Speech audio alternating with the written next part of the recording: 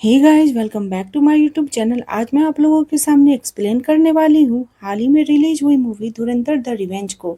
यह धुरंधर का second part है, तो अगर आपने फर्स्ट पार्ट नहीं देखा है तो पहले वह जरूर देख लेना, नहीं तो स्टोरी क्लियर नहीं होगी। मैंने फर्स्ट पार्ट भी एक्सप्लेन किया है, उसका लिंक मैंने डिस्क्रिप्शन में दे दिया है। तो चलिए बिना टाइम वेस्ट किए हुए मूवी का एक्सप्लेनेशन स्टार्ट करते हैं। अगर वीडियो पसंद आए तो प्लीज़ हमारे चैनल को सब्सक्राइब करना बिल्कुल न भूलना। मूवी की स्टार्टिंग में हमें हमजा की बैक स्टोरी दिखाई जाती है, जहां उसका पास्ट रिवील होता है। वह कौन था और यहाँ तक कैसे पहुंचा। असल में उसका असली नाम जसकीरत सिंह था, जो कि पंजाब के एक छोटे से गांव में अपनी फैमिली के साथ एक खुशहाल लाइफ जी रहा था। अगर बात करें उसकी फैमिली को, तो उसकी फैमिली में उसके पेरेंट्स और उसकी दो बहनें थी। जस्सी के पिता आर्मी में सूबेदार थे और उसके दादा भी फौज में रहे थे। इसलिए बचपन से ही जसकीरत का सपना था कि आर्मी ज्वाइन करे, और इसी वजह से वह मिलिट्री को ज्वाइन कर लेता है। जब वह मिलिट्री की ट्रेनिंग लेने के लिए अपने घर से चला जाता है, तो पीछे से गांव में उसके पिता का झगड़ा एमएलए सुखविंदर सिंह के साथ हो जाता है। यह झगड़ा केवल एक छोटी सी जमीन को लेकर होता है, और इसी वजह से सुखविंदर और उसके परिवार के 12 लोग मिलकर जसविंदर के पिता को जान से मार देते हैं और उन्हें उन्हीं के खेत में फांसी पर लटका देते हैं।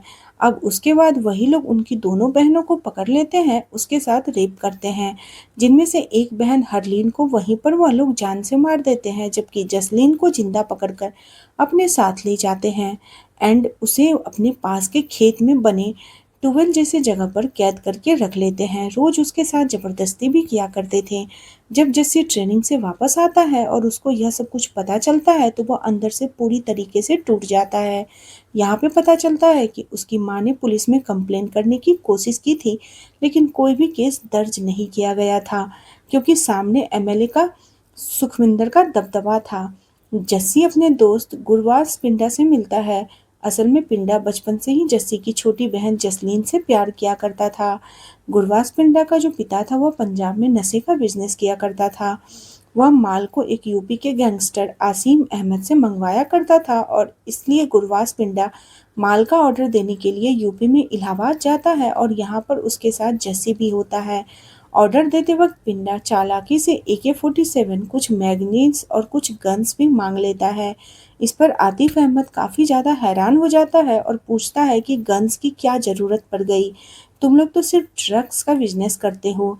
जिस पर पिंडा झूठ बोल देता है कि यह सब उसके पापा ने मंगवाया है, और यह सुनकर आतिश बिना शक किए हुए उसे गन और बाकी सामान दे देता है। अब क्या था, पिंडा को यहाँ पर गन और मैगजीन्स मिल चुके थे। वह सारी की सारी गन जस्सी को दे देता है। अब जस्सी के हाथ हथियार आ चुके थे, वो सीधे निकल पड़ता है अपनी बहन को बचाने के लिए। सीधा वो एमएलए सुखविंदर सिंह के घर में घुस जाता है और एक एक करके उसके पूरे परिवार पर हमला कर देता है।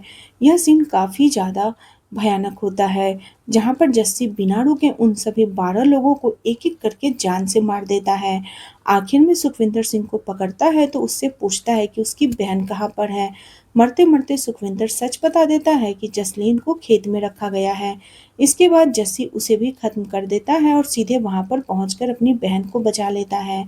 हम देखते हैं कि जस्सी पर केस स्टार्ट कर दिया जाता है, क्योंकि उसने एक ही परिवार के 12 लोगों को जान से मार दिया था। उसकी वकील उसे बचाने की पूरी कोशिश करती है, लेकिन केस इतना क्लियर होता है कि उसे फांसी की सजा तय लगती है, चाहे वह आर्मी ट्रेनिंग में क्यों न रहा हो। फिलहाल पुलिस उसे जेल में डाल देती है।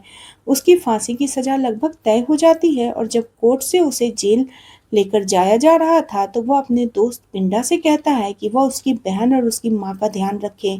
अब जब पुलिस कई दिनों के बाद उसे जेल से कोर्ट लेकर जा रही थी, तभी रास्ते में अचानक से कुछ लोग पुलिस की गाड़ियों पर हमला कर देते हैं, और उसी मौके का फायदा उठाकर वो लोग जस्सी को किडनैप करके अपने साथ ले जाते हैं। जिन लोगों ने जस्सी को किडनैप किया था, वह कोई और नहीं, अजय सानियाल के लोग थे। यही पहली बार जसकीरत की मुलाकात अजय सानियाल और शशांक बंसल से होती है, एंड अजय सानियाल उसे यहाँ पर क्लियर करता है कि वह उसे फांसी से बचा सकता है, लेकिन इसके बदले उसकी पूरी जिंदगी उसकी होगी। यह सुनने के बाद जस्सी साफ मना कर देता है। वह कहता है कि अब उसे किसी पर भरोसा नहीं है। उसने हमेशा देश के लिए सोचा, लेकिन अब उसे यह सब सही नहीं लग रहा है। अब अजय सानियाल उसे समझाता है कि यह सिर्फ उसकी जिंदगी नहीं है, बल्कि देश के लिए एक दूसरा मौका है।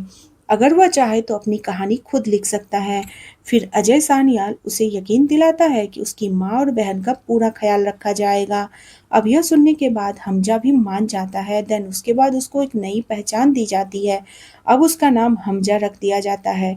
यहीं से उसकी स्पेशल ट्रेनिंग भी स्टार्ट की जाती है, जहां उसे एक खतरनाक मिशन के लिए रेडी किया गया था, क्योंकि उसे पुलिस कस्टडी से किडनैप किया गया था। इसी बहाने गवर्नमेंट उसकी माँ और बहन को सपोर्ट देने लगती है और उसे हर महीने 36,000 रुपया मिलना स्टार्ट हो जाता है। वह अगले 36 सालों तक कंटिन्यू रहने वाला था। वहीं दूसरी तरफ जस्सी की माँ और बहन को यही लगता था कि उस किडनैपिंग के दौरान उसके भाई की मौत हो चुकी है। यानी कि साफ मतलब यह था कि जस्सी अब अपनी फैमिली की नज़रों में मर चुका था। अब वह हमजा बन गया था, अपनी नई जिंदगी जी रहा था। अब वहां पर हमजा का मिशन स्टार्ट होने वाला था। अजय सामने वाले से उसे बताता है कि जब तुम यहाँ से कराची पहुंचोगे तो वहां पर तुम्हारी मुलाकात आलम जूस वाले से होगी, जो कि हमारा ही सीक्रेट एजेंट है। लेकिन वह तुम्हारे सामने कभी नहीं आएगा, वह हर रोज तुम्हारी मदद करेगा। सो यहाँ पर मिस्ट्री एजेंट कौन था, यह हम इसे मूवी के आगे पता चलेगी। खैर, इसके बाद हमजा को दुबई से कराची भेज दिया जाता है मिशन को स्टार्ट करने के लिए, और यहीं से हमारी स्टोरी प्रेजेंट में आ जाती है, यानी कि 2009 में। यह वही सीन था जहां फर्स्ट पार्ट खत्म हुआ था। और आप सभी को पता ही होगा कि फर्स्ट पार्ट के लास्ट में रहमान दकीत की मौत हो चुकी थी। उसे हमजा ने ही मारा था। इस वजह से माहौल पूरी तरीके से बदल गया था। और इसी बीच हमजा अकेले में बैठकर अपनी जिंदगी के हर उस पल को याद कर रहा था। यानी अभी तक हमने जो देखा वो कुछ भी पास्ट प्रेजेंट नहीं था, वो हमजा की यादें थी। तो गाइज, फर्स्ट पार्ट में हमजा ने रहमान डकैत को मारा था, लेकिन यहाँ पर सबको यही लग रहा था कि यह काम असलम ने किया है। और इसी गलतफहमी की वजह से रहमान डकैत का भाई उज्जैन असलम से अपने भाई की मौत का बदला लेना चाहता था। वो किसी भी हालत में असलम को मारना चाहता था। हम देखते हैं कि रहमान डकैत की मौत के बाद लियारी में छोटे छोटे गैंग्स एक्टिव हो गए थे, लेकिन धीरे धीरे सबसे बड़ा नाम अरशद पप्पू का बनकर सामने आता है। अब पूरे लियारी पर उसी का कंट्रोल होने वाला था। इसी बीच हमजा उज्जैर के सामने अरशद पप्पू को एक खास आदमी रिजवान को पकड़ लेता है, लेकिन ट्विस्ट यह है कि रिजवान भी हमजा की तरह एक इंडियन एजेंट था, जो कि अंदर से उसी गैंग में घुसकर काम कर रहा था। यहाँ पर रिजवान उज्जैन को बताता है कि एसपी असलम के साथ रहमान डकैत की मौत में अरशद पप्पू का भी हाथ था। अब यह सब कुछ रिजवान ने हमजा के कहने पर किया था। यह सुनने के बाद उज्जैन का गुस्सा और भी बढ़ जाता है और वो अरशद पप्पू को भी खत्म करना चाहता है। अब उज्जैन के पीछे क्योंकि उसको हमजा खड़ा था, उसकी वजह से उज्जैन को और भी ज्यादा ताकत मिल गई थी। अब वो दोनों मिलकर पूरे लियारी में दहशत फैलाने लगते हैं और अब दोनों गैंगों के बीच झगड़ा स्टार्ट हो जाता है। एक तरफ अरशद पप्पू का गैंग था, दूसरी तरफ हमजा और उज्जैन का गैंग था। पूरी लियारी में हर जगह टकराव स्टार्ट हो गया था। डर, धमकी, शूट आउट और बमबारी अब रोज की बात बन चुकी थी। हालात इतने बिगड़ गए थे कि हर दिन शोर शराबा होना नॉर्मल हो गया था। अब इन दोनों की वजह से अरशद पप्पू छुप कर बैठ जाता है और वह बाहर आने का नाम नहीं लेता है। अब इसलिए हमजा एक प्लान बनाता है। वह कहता है कि लियारी में आग लगा दो ताकि वह मजबूर हो जाए बाहर निकलने के लिए। हम देखते हैं कि हमजा और उज्जैन हालात को भड़का देते हैं। चारों तरफ ब्लास्ट स्टार्ट हो जाता है। पूरी लियारी में आग लग जाती है। चारों तरफ अफरा तफरी मच जाती है। अब छुपा बेटा अरशद पप्पू घबरा जाता है और जमाली को कॉल करता है, जो कि हमजा का ससुर भी था। अरशद पप्पू जमाली से कहता है कैसे भी करके वो लियारी से बाहर निकले, जिस पर जमाली कहता है अभी हालात बहुत खराब है, यहाँ से बाहर निकलना पॉसिबल नहीं है। जमाली उससे कहता है मेरी पुरानी दूध की फैक्ट्री है, मैं अपनी आदमियों को भेजकर तुम्हें वहां पर सुरक्षित पहुंचा देता हूँ और जब तक हालात ठीक ना हो जाए मैं तुम्हें वहां सुरक्षित बाहर निकलवा दूंगा।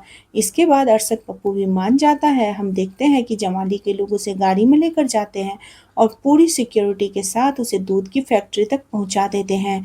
अब जैसे ही अरशद पप्पू फैक्ट्री पहुंचता है, वहां पर हमजा और उज्जैर पहले से ही अपने लोगों के साथ मौजूद था। असल में यह पूरा सेटअप हमजा का ही प्लान था।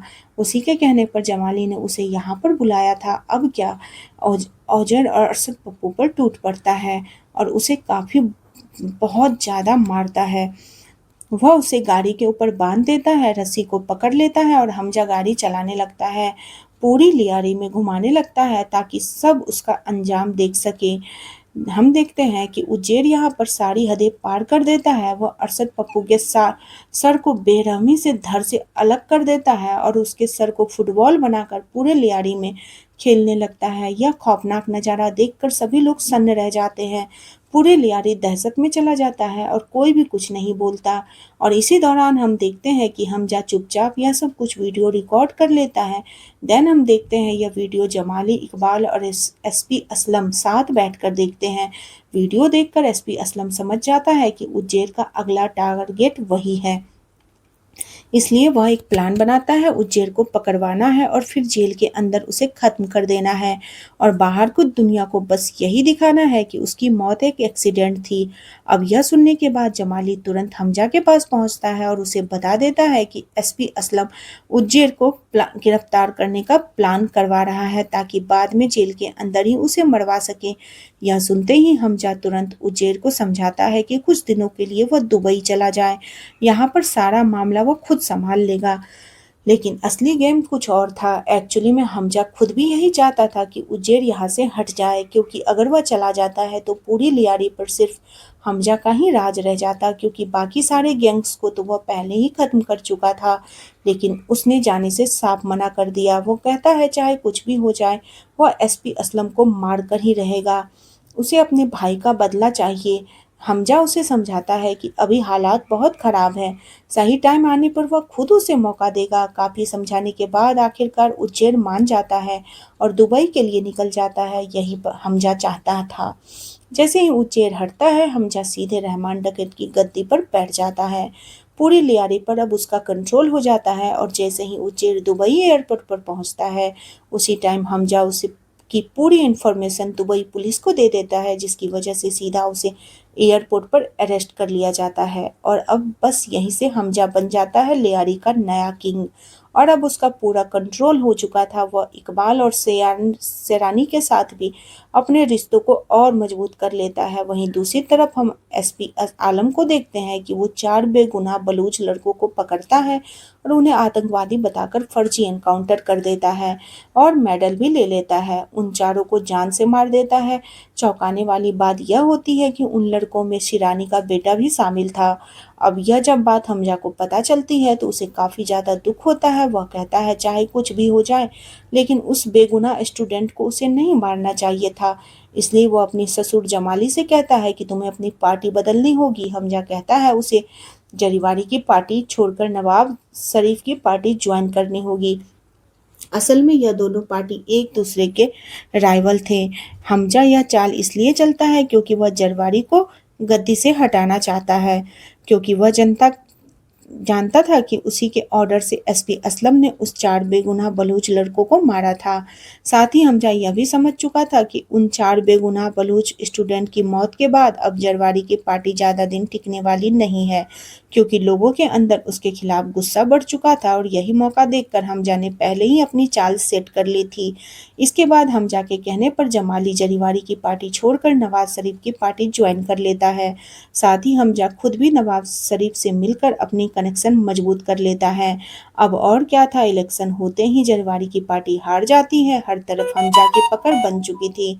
पॉलिटिक्स से लेकर अंडरवर्ल्ड तक सेरानी और बलूच दोनों के साथ उसके रिश्ते मजबूत हो गए थे।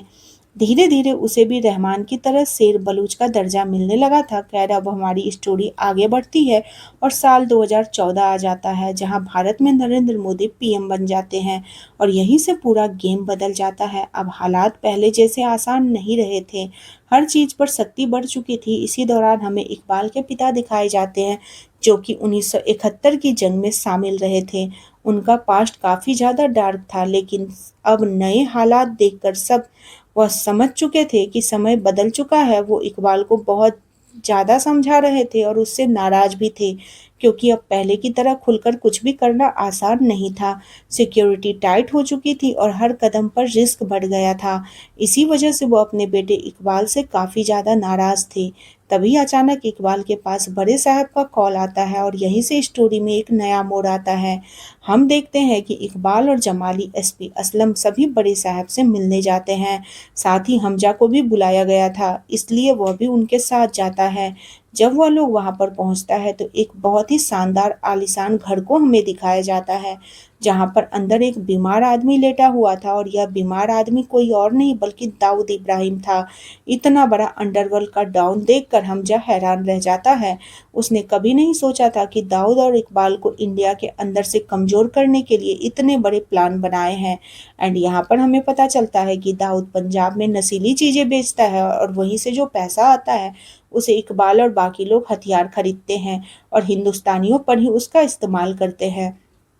खैर दाऊद यहाँ पर सभी को बताता है कि पंजाब से कुछ लोग ड्रग्स खरीदने यहाँ पर आने वाले हैं, क्योंकि वह पंजाब में ही ड्रग्स की सप्लाई करता है। एंड वह हमजा को इन लोगों को देख रेख की जिम्मेदारी देता है। हमजा ऐसा करना नहीं चाहता था लेकिन मजबूरी में वह हाँ कर देता है। जब वह एयरपोर्ट पर पंजाब से आए लोगों को लेने के लिए जाता है तो वह देखकर हैरान रह जाता है, क्योंकि उन 3 लोगों में से उसका बचपन का दोस्त गुरबाज पिंडा भी था। यह देखकर हमजा पूरी तरह शॉक्ड हो जाता है, क्योंकि उसने कभी नहीं सोचा था कि उसकी बहन का पति यानी उसका ही दोस्त इस काम में शामिल होगा।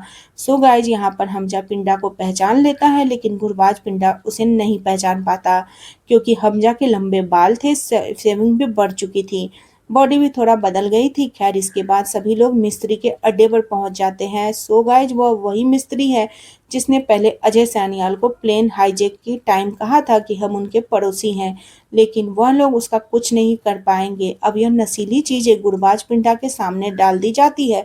वह उन सारी चीजों को चेक करता है, डील फाइनल हो जाती है। देन यहाँ पर इकबाल को किसी काम से जाना पड़ता है। वह उन तीनों की जिम्मेदारी हमजा को सौंप कर वहां से चला जाता है। हमजा पंजाब से आए हुए सारे मेहमानों के लिए अपने घर में एक आलीशान पार्टी रखता है और इस पार्टी में गुरबाज पिंडा काफी ज्यादा नशे में होता है। देन वो हमजा से कहता है कि वो उसे वॉशरूम लेकर जाए। हमजा जब उसे वॉशरूम लेकर जाता है तो वो उससे पूछता है क्या तुझे घर की याद नहीं आ रही। यह सुनकर हमजा पूरी तरीके से शॉक्ड हो जाता है, क्योंकि अब हमें पता चलता है कि गुरबाज पिंडा ने एयरपोर्ट पर ही हमजा को पहचान लिया था, लेकिन उसने उसके सामने कुछ भी नहीं बोला था। एंड यहाँ पर गुरबाज पिंडा हमजा से बताता है कि वह एक बिजनेसमैन है और भारत उसका देश नहीं है, उसे अपना आज़ाद पंजाब चाहिए। इसलिए वह हमजा को बताता है कि जब हमजा की माँ के अकाउंट में हर महीने पैसे आने लगे तभी उसे शक हो गया था कि हमजा जरूर एक हिंदुस्तानी एजेंट बन गया है, और वह आज उसने अपने आंखों से उसे देख भी लिया। वह हमजा से कहता है कि जस्सी हम साथ में बड़े हुए हैं, हिंदुस्तानी सिस्टम ने हमें कुछ भी नहीं दिया, इसलिए वह हमजा से कहता है कि वह उसके बारे में सबको बता देगा। अब हमजा उसे रोकने की काफी कोशिश करता है, लेकिन गुरबाज पिंडा जो है वो हमजा को जान से मारने की कोशिश करने लगता है। दोनों के बीच हाथापाई स्टार्ट हो जाती है। हमजा उसे मारना तो नहीं चाहता था, लेकिन उसके पास कोई दूसरा ऑप्शन नहीं था।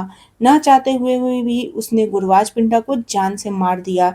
गुरबाज पिंडा के मारे जाने पर हमजा काफी ज्यादा डर जाता है, क्योंकि अब सबको उसकी असलियत पता चल सकती थी।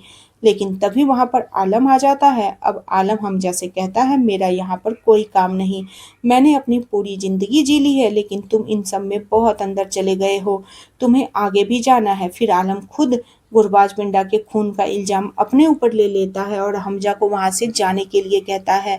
हमजा वहां से निकल जाता है। जैसे ही लोगों को पता चलता है कि गुरबाज पिंडा की मौत हो चुकी है, सभी एसपी आलम और बाकी लोग वहां पहुंच जाते हैं, आलम को पकड़ लेते हैं। आलम भी बहुत ही इजीली सबके सामने एक्सेप्ट करता है कि मैं एक हिंदुस्तानी जासूस हूँ, मैंने ही यह सब किया है। यह सुनते ही एसपी आलम उससे पूछता है कि तुम्हारे साथ यहाँ पर कौन कौन था।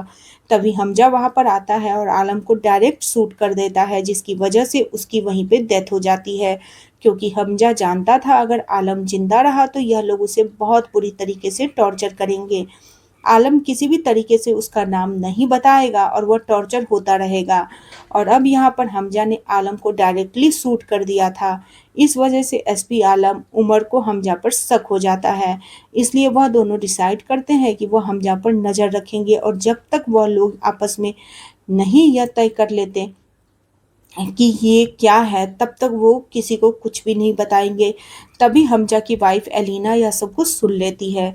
यहाँ पर हमें पता चलता है कि हमजा का एक बच्चा भी है और उसकी वाइफ एलिना चौधरी एमपी असलम और उमर की बात सुन लेती हैं।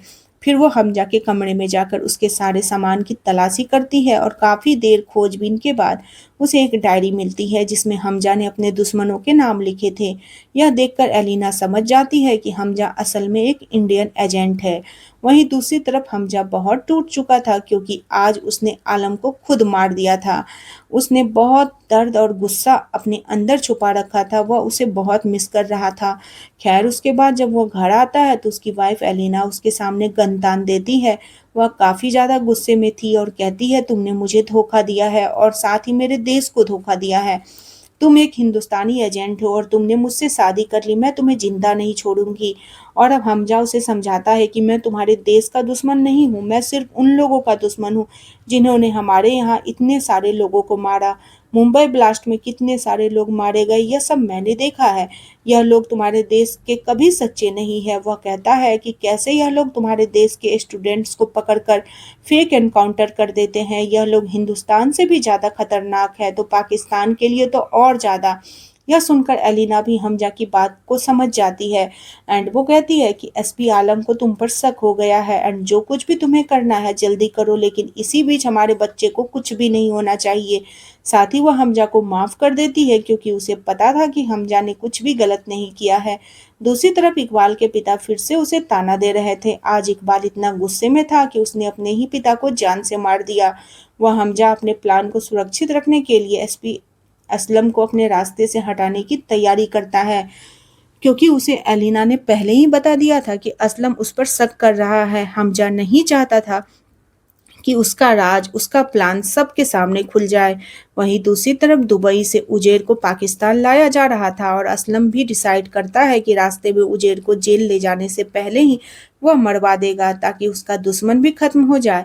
हम देखते हैं कि हमजा सीधे शेरनी के पास आता है। शेरानी उसे बताता है कि तुम्हारे चारों बेगुनाह बलोच लड़कों को असलम ने मारा है, जिनमें तुम्हारा बेटा भी शामिल था। यह सुनते ही शेरानी हमजा से कहता है कि बस मुझे बता दो असलम कब और कहाँ से गुजरेगा, बाकी सब कुछ मैं खुद ही संभाल लूंगा। हम देखते हैं हमजा पाकिस्तानी पुलिस में भी अपना कुछ आदमी लगा रखा है। जैसे ही उसे पता चलता है कि असलम किस रास्ते से जा रहा है वह यह जानकारी शेरानी को दे देता है। हमजा सब कुछ शेरानी को बता देता है और बलोचों की आर्मी उसके पीछे लग जाती है।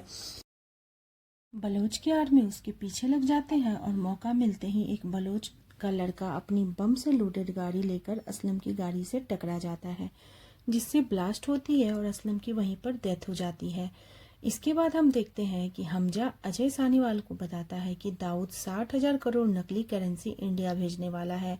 यह खबर जैसे ही अजय सानीवाल तक पहुंचती है वह तुरंत पीएम को इन्फॉर्म कर देता है और इसके बाद भारत में नोटबंदी हो जाती है 500 रुपये की। इस वजह से पूरे देश में अफरा तफरी मच जाती है और इस वजह से आतिफ अहमद भी पूरी तरीके से हिल गया था। उसे समझ में नहीं आ रहा था कि वह क्या करे। असल में आतिफ अहमद भी यूपी में इकबाल के कहने पर ही क्राइम और ड्रग्स सप्लाई किया करता था। इस खबर से जावेद खनानी भी पूरी तरीके से बौखला गया था। इसी दौरान अजय सांडियावाल हमजा से कहता है कि जैसे ही फ्री हैंड दिया जा रहा है, जितने लोगों को मार सके मार दो, बाकी एजेंट भी इस काम में लगे हुए हैं। इसके बाद पाकिस्तान में कई आतंकवादियों को खुलेआम मार दिया जाता है। हमजा को भी हम देखते हैं कि जो कई लोगों को सीधा मौत के घाट उतार देता है, जिनमें जावेद खनानी और मिस्त्री भी शामिल थे। मिस्त्री को मारने से पहले हमजा उसकी बातचीत अजय सानियाल से करवा देता है। अजय के कहने पर मिस्त्री भारत माता की जय बोलते हुए मारा जाता है। इसके बाद समय आगे बढ़ता है और इंडिया पाकिस्तान पर सर्जिकल स्ट्राइक करता है और उसे एक करारा जवाब दे देता है। इसी दौरान आतिफ अहमद को भी किसी ने गोली मार दी और उसकी मौत हो जाती है। इसी बीच हमें साजिया नाम की एक डॉक्टर दिखाई जाती है जो एक आतंकी को हॉस्पिटल में जहर की इंजेक्शन देकर मार रही होती है। साथ ही वह हमजा को एक जहर देती है जिसे छूने भर से ही इंसान की हालात गंभीर हो सकती है। धीरे धीरे उसकी मौत हो जाती है। अगर कोई चेक करता है तो सबको यह लगता है कि यह फूड पॉइजनिंग की वजह से यह सब कुछ हुआ है। ताजिया यह जहर हमजा को देती है। दरअसल वह दाऊद को मरवाना चाहती थी, लेकिन दाऊद को हमजा चाहकर भी यह जहर नहीं लगा पाता है क्योंकि उसे बिल्कुल भी मौका नहीं मिल पाता है। इसलिए वह इकबाल से कहता है कि इंडिया में कुछ आतंकवादी भेजकर हमला करवा। इंडिया में कुछ आतंकवादी भेजकर अगर इकबाल हमला करवाएगा तो इकबाल को हमजा की ज़रूरत होगी क्योंकि उसे बड़ी मात्रा में हथियार चाहिए, क्योंकि इंडिया में आतंकवादी हमला करवाने होते हैं। लेकिन इसी बीच उमार को हमजा पर शक हो जाता है। वह एलेना के पास जाकर उसके बच्चे को गन पॉइंट पर रखकर पूछता है कि हमजा कौन है। एलेना उसे बताना तो नहीं चाहती थी, लेकिन अपने बच्चे की जान बचाने के लिए मजबूरी में वह उसे बता देती है। हमजा एक हिंदुस्तानी एजेंट है और वह यह सारी बातें ओमान इकबाल को बता देता है, जिसके बाद इकबाल हमजा से कहता है कि हथियारों की डिलीवरी देने के लिए आ जाओ। तो हमजा रिजवान के साथ इकबाल के पास पहुंच जाता है हथियारों की डिलीवरी देने के लिए।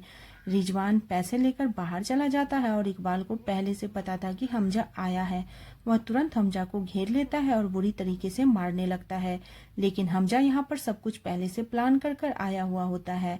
उसने अपनी तरफ सारी बलोच की आर्मी को भी कर लिया था और 5 मिनट के बाद एक बहुत बड़ा ब्लास्ट होता है। एक्चुअली जो हथियार इकबाल को दिए गए थे उनमें से सारे बम फट गए थे। हमजा वहां से निकलता है और इसी के साथ उसकी और इकबाल की सीधी फाइट स्टार्ट हो जाती है। वहीं बाहर पूरी बलोच आर्मी पहले से हमजा के साइड खड़ी थी, इसलिए पूरा माहौल हमजा के पक्ष में हो जाता है। अब बलोच की पूरी फौज इकबाल और उसके आतंकवादियों पर टूट पड़ती है।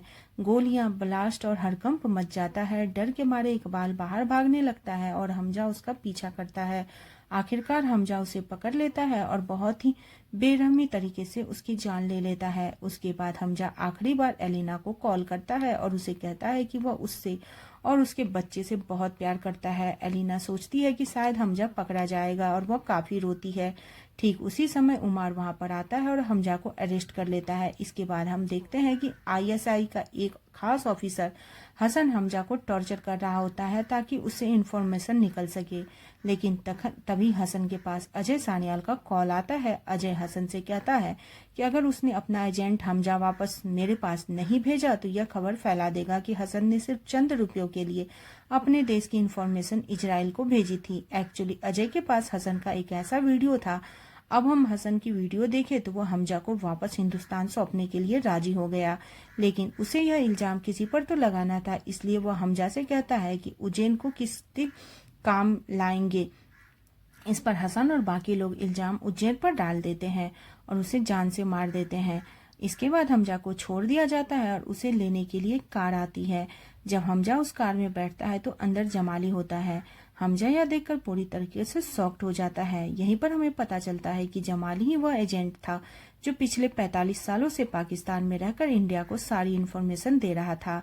एंड यहाँ पर जमाली हमजा से कहता है कि तुम चिंता मत करो, जो पॉइजन तुम दाऊद को लगाने वाले थे वो जमाली ने पहले ही दाऊद को लगा दी है, इसलिए दाऊद अभी बिस्तर पर तड़प रहा होगा। हमजा उससे पूछता है कि एलिना और उसके बच्चे का क्या होगा। इस वक्त जमाली बताता है कि सोचना दूसरे के बारे में ठीक नहीं है।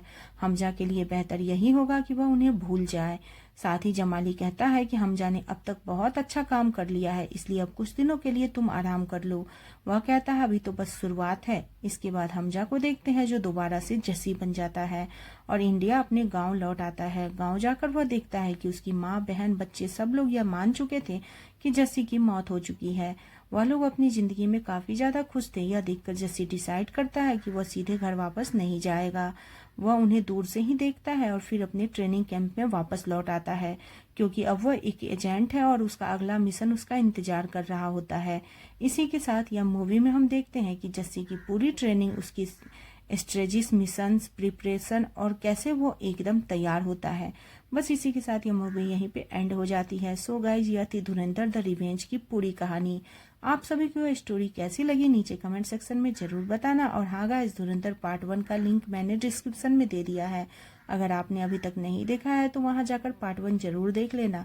तो मिलते हैं नेक्स्ट वीडियो में, तब तक के लिए अपना ख्याल रखना और अपनों का ख्याल रखना। Ta ta, bye bye, take care.